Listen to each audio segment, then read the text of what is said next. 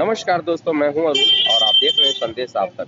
संदेश आप तक में आप सभी दर्शकों का स्वागत है। जिंदाबाद जिंदाबाद एपी सेनानी जिंदाबाद जिंदाबाद छात्र कामेश्वर अमर रहे अमर रहे छात्र कामेश्वर अमर रहे अमर रहे लोक नायक अमर रहे।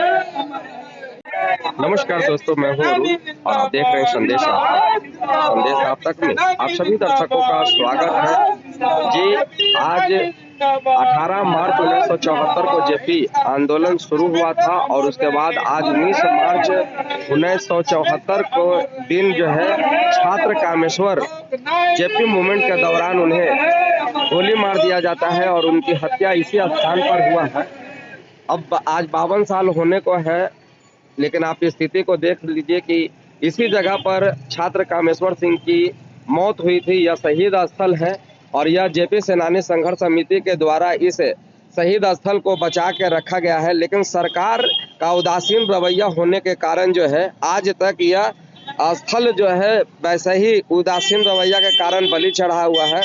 हम पटना सिटी में जो है तमाम ऐसे शहीद स्थल हैं जहां की स्थिति बदहाल स्थिति में है, जिसमें पहला यह शहीद स्थल है। सरकार की थोड़ी सी मदद से जो है इस जगह का जो है विकास हो सकता था और आने वाला युवा पीढ़ी जो है जान सकते थे इस जगह के बारे में कि यह छात्र कामेश्वर सिंह कौन थे, उनकी गोली क्यों लगी, किस मोमेंट के दौरान लगी थी और उनकी जब मौत होती है तो इसी जगह पर मौत होता है। उसके बाद 1857 में जो भारत का पहला स्वतंत्रता संग्राम अंग्रेज ब्रिटिश हुकूमत के खिलाफ जो है एकजुट हुआ, तो उस समय जो है कई लोगों को अमरपुर के पास जो है फांसी दे दी जाती है। उसकी भी स्थिति काफ़ी बदहाल है।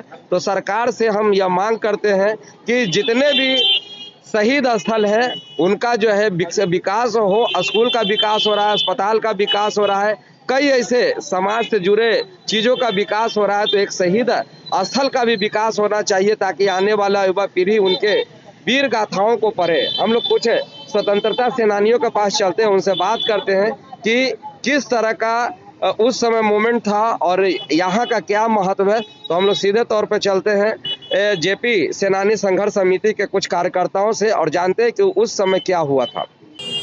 18 मार्च को पटना में सचिवालय के घेराव के क्रम में छात्रों पर गोली चला था और छात्र कामेश्वर सिंह का गोली 19 मार्च को लगा था।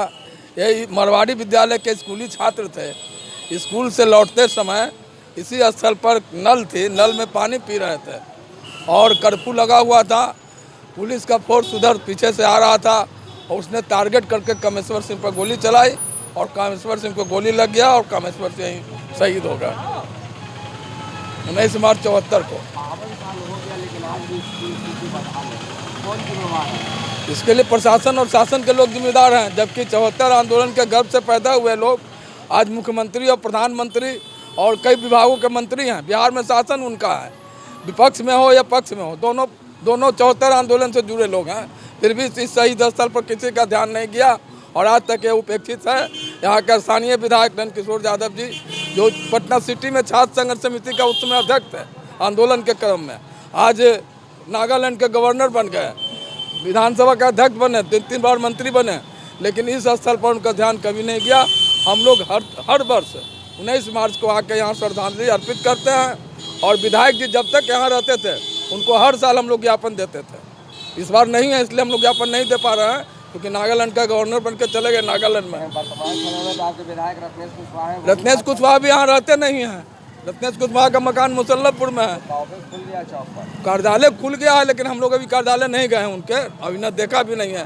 हाल फिलहाल में 10 मिनट पहले खुला है, इसके पहले कार्यालय नहीं था उनका। बताइए सर, क्या कहेंगे, बदहाल है क्या, कौन जिम्मेदार है? देखिए, सबसे बड़ी चीज़ तो पहले ये है कि 74 आंदोलन स्टूडेंट का मूवमेंट था और व्यवस्था परिवर्तन की लड़ाई थी।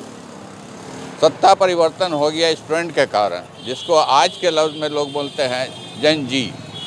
उस टाइम में स्टूडेंट काफ़ी उग्र था कि व्यवस्था परिवर्तन हो, यानी महंगाई चरम पर थी, बेरोजगारी, भ्रष्टाचार, अफसरशाही चरम सीमा पार कर चुका था।